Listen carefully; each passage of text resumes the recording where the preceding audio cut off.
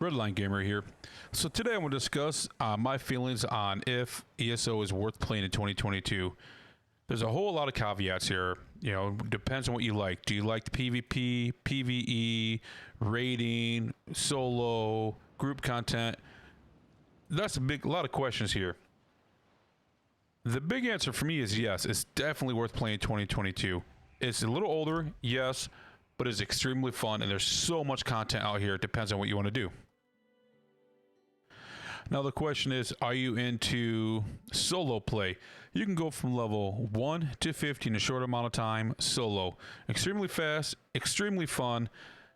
And the best thing is, if you are into making multiple characters, this game has it so when you get to level 50, all the perks you have on any other character you make that gets past level 50, you get those bonus points as well. And ESO is called champion points. And if you can max out your champion points, you can use those champion points immediately when you level a new character. So you're extremely powerful from the beginning, and makes it so you can level up any other characters you want pretty dang fast. And the big reason is for this is so many people love to level alts. I love it. I have a crafting alt, a tank, I have a solo PvE, I have multiple PvP characters. It's just really fun to level them up. Extremely good time to play, especially if you're with your friends. So it brings us to the leveling part even more. Say your friend's been playing the game for 3 years and you want to get in, but you know he's way past you on the levels. Is it worth playing with them? Yes, it is. It doesn't matter what level you are. It doesn't matter what level your friend is. The monsters in that zone will scale with you and your current level. None of the characters or none of the enemies in the game actually have a level to them like most other MMOs have. Now a really cool function is, a long time ago you could only play with your alliance that you currently are and what you have. That's no longer the case. You can play with anybody, any alliance at any time other than the PvP Cyrodiil zone. Other than that, you can play with whoever you want. So if you want to go based on what the city looks like, what your color is, feel free to do that. Just remember, when you get into PvP, you have to be with that alliance. One huge plus if you're thinking about playing the game is that it's only $20 on Steam today. That gets you the base game and it gets you the Morrowind chapter. The chapters are kind of like expansion packs for other games. If you want the upgraded versions and things like that, if you really like it, I would get the Blackwood Collection or the Blackwood Collection Edition. You get the base game, Morrowind, Somerset, Elsewhere, Greymoor, and then Blackwood, with a new expansion coming out actually pretty darn soon. So for the base game of $20, see if you like it. If you really dig it and really having a good time with it, buy the upgrades. The best part is, though, you don't have a monthly subscription like most other MMOs have. Most of them have $12 to $15. Depends on what you want to do with it. And you just get the base game, you got to pay for it. This, you don't have to. Now, the monthly subscription, if you want to play the game and you like it, at least try it for 1 month. Get you all the DLCs, and there's a ton of DLCs. The Thieves Guild, the Dark Brotherhood, all different kinds like that. You get those free and you don't lose them unless you quit paying. It also gives you a crafting bag where all your crafting items can sit in your bag and you don't have to carry them. You got extra bank space, more gold, more EXP gains. It's just so worth it if you actually enjoy the game to get this monthly sub. So a big question is ESO like any other Elder Scrolls game? Yes and no. ESO is its own beast. There's so many different things on here that's not like any other game out there. But yes, it is an Elder Scrolls game. So many aspects of it. The storytelling, how you level up. You got to do crafts. You change weapons, different abilities, things like that. It's very much an Elder Scrolls game, but it's nothing like your typical Elder Scrolls like Skyrim and things like that. The biggest thing is, there's a lot of group content here. Most dungeons you're not gonna be able to solo until you're a really high level, and you got to do them in a group of 4. Another really cool part is actually that you can sit there and have a main weapon and a back bar weapon, we call it. So front and back. On ESO, you have 5 abilities you can put per bar plus 1 ultimate. So if you do a weapon swap in the middle of fighting, you can have more abilities, a total of 10, with 2 ultimates. Your ultimate is your awesome move that you'll kill guys, one-shot them, you'll heal everybody, you'll res them, things like that. So the 2 bars makes it so the game never really changes on what you're going to do. Are you going to be a tank with a 2-hander or a sword and shield type scenario? What are you going to do with it? There's so much variety with your weapons and your builds that you can do that is endless. So what is there to do in ESO? Let's go by the first obvious, the Overland content. That's the stuff you don't need a group for. You run around in the open world, killing monsters, questing, things like that. So very first thing is questing. There are so many quests on this game. You will run out of time to do them. I still have not completed every single quest in ESO at all. There is a ton to do, and it's very fun. After your quest, and you have dungeons or delves, is what we call them. There are small one-man group delve, or single delve, sorry, and you just run in there, collect the chest, kill guys, get gear from the chest and the bosses that are in it. Every delve has 1 boss. And then you have your group delves. You can solo it, but it's really difficult unless you're high level. Better gear there. There's 3 to 5 bosses per one, and they just keep on respawning. You go in there, kill them, and get your drops you want. And then you have your world bosses. Every zone has multiple world bosses. Each one drops their own items. You get achievements, things like that. You're not going to be able to complete a world boss at a low level. When you get your champion point higher, which is how you level in the game, you can solo them. So after your Overland content, I would sit there and say there's dungeons. Now the dungeons on here are 4-man groups. You have your tank, your healer, and your 2 DPS. They can be extremely easy at first to things that you're going to wipe over and over and over again. And there's so many dungeons. There's just so many. The cool thing is we do have the group finder / party finder, if that's what you want to call it. You queue up for a specific dungeon that you want. And today I did that, and it took me less than 5 minutes as a DPS to actually get into a dungeon and run it in a veteran mode, which is the harder modes of that one. So you got the easy and your harder ones. So you got your dungeons for your next content. Next be your raids. That's your big man groups. It takes multiple people in there to kill everything. Multiple tanks, multiple healers, and tons of DPS. Extremely difficult content unless you have the correct group with the correct champion points and things like that. Some content, the 160 champion points is not even close to what you want. You want 800, 1200, things like that. So that's your next content will be your big raids.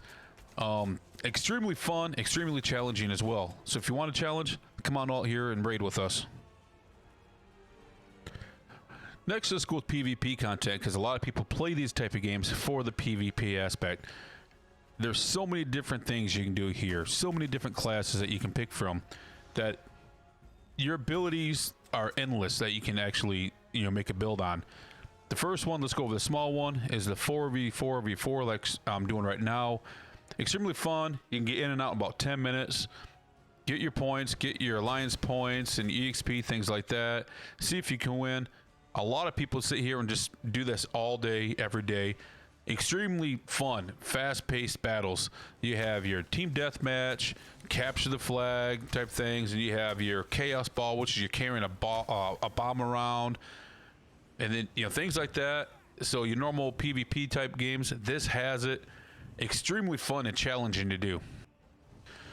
Next for your PvP stuff will be like the Imperial Sewers, Imperial City. It's open world type content, but not as many people in there. So you're in the sewers and you go around killing people, and you kill regular enemies as well. You go to the city in the exact same scenario, and there it's like capture the point. You get points for doing it, and you can just run around killing the reds, blues, and yellows. That's the colors of your enemies here. You could do that for hours on end. Never get sick of it if it's a busier time to play it. Now, for the last part of PvP content, that would be Cyrodiil. Cyrodiil is your huge open world content where you're actually sitting there fighting other people to collect their castles and their small keeps and things like that. You got to use your trebuchets, your oil to keep the people out from you, your battering rams, put camps up in case you die. This content is very slow unless you're capturing a keep, but when you start to capture one, it's extremely fast paced. You'll see hundreds of people on your screen at once. Now for the downfall of Cyrodiil.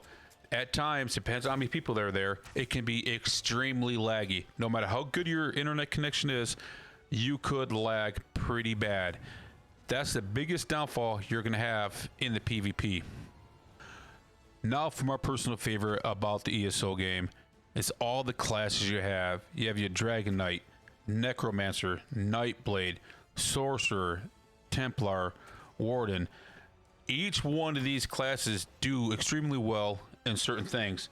For me, the Dragon Knight is an amazing tank, one of the best tanks in the game. Next, the Necromancer, extremely good at stamina, DPS, and tanking as well. The Nightblade, I love it for this damn DPS part of it. Very good at magic at DPS, but I love the Stam Blade because to me, that's my assassin. That's when I'm joining the Dark Brotherhood or the Thieves Guild. I'm going to use that character because I'm into the role-playing aspect. Their Sorcerer, extremely good magic at DPS, which you would honestly imagine, and you can actually have pets with you that you can summon to help you fight. My personal favorite, the Templar, extremely powerful magic at DPS build, extremely powerful. When you're all soloing, sometimes it can be impossible to die. And last, the Warden. The Warden, you have a bear that can follow you. I love the Warden. I don't use the bear. I actually use mine just so I can actually do PvP content. And it's extremely fun, hard to kill, extremely fun to play this class. So another good, awesome part of the game is crafting. A lot of people play these games just so they can craft, they can gather, things like that. Now on here we have our alchemy, our blacksmithing, a clother, enchanter, jewelry, provisioning, woodworking, and antiquity. Antiquity is actually a couple years old. That's really hard to level, but fun and rewarding. So your alchemy, basically you go farm certain items, you come there, make potions, and you can live longer, you can do more damage, you can turn yourself invisible. So you can really sell this stuff on the auction house. The blacksmithing, that's where you're going to do all your heavy armor and you're going to do all your weapons that are a heavy type weapon and not wood. Clother, that's going to be your light and your medium armors. Light will be more for your casters. Your medium would be more for your melee DPS that doesn't need the heavy armor. Enchanting, so you're going to sit there and make some armor or weapons. You make an enchantment which makes your weapon or armor stronger with different traits. Jewelry, just like it says, you can make rings and necklaces. Provisioning, you're cooking. Your food will give you extra bonuses, make you hit stronger, give you more sustain, things like that. Your woodworking, that's where you can make your shields, your bows, and your staffs. And antiquity is a different kind of crafting that you do. You don't need a crafting station for. It's like a mini game, and you can get a lot of gold in the game from that mini game. Now, I mentioned the auction houses and things like that. One of the biggest drawbacks, in my opinion, on this game is they don't have a standardized auction house. Your guild has to have a guild trader, which they have to purchase in order to sell. And you can only buy and sell items from that guild trader. To me, that's a big drawback. I hate that part about the game. I understand it because they want the role-playing aspect of it. I really wish they could have some kind of auction house board, message board, something like that to make it so everybody can sell a lot easier. But speaking of guilds, you can actually be a member of 5 different guilds. You can have your PvP guild, your in-game guilds, and then you can have all the rest, like your selling guilds. You have 3 more that you can just sell stuff on. Some of them you got to pay to be a member, that because it does cost money, like I said, to get these guild traders. Others is free. They're not in the best areas, because the best areas you have to pay more gold to have.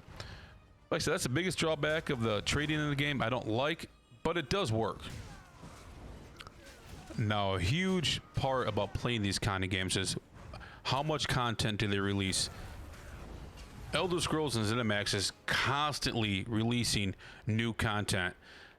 They have new dungeons. They have a new raid every once in a while. Every year, a year and a half, they add a new chapter. And they have DLCs constantly coming out. There is always more content coming out. Now, with that, there is a drawback. With every new content that does get released, your gear you spent so much time with making, crafting, and farming might be obsolete in the next expansion pack. But you got to remember, you can save that, put it in your bank, because eventually it will come back to be BIS again. So my overview for ESO 2022, is it still worth playing? Yes, it is still worth playing. It's constantly going. It's not going anywhere at all. It's just still growing and growing. Yes, we took a big hit when New World came out, but all those people are migrating and coming back.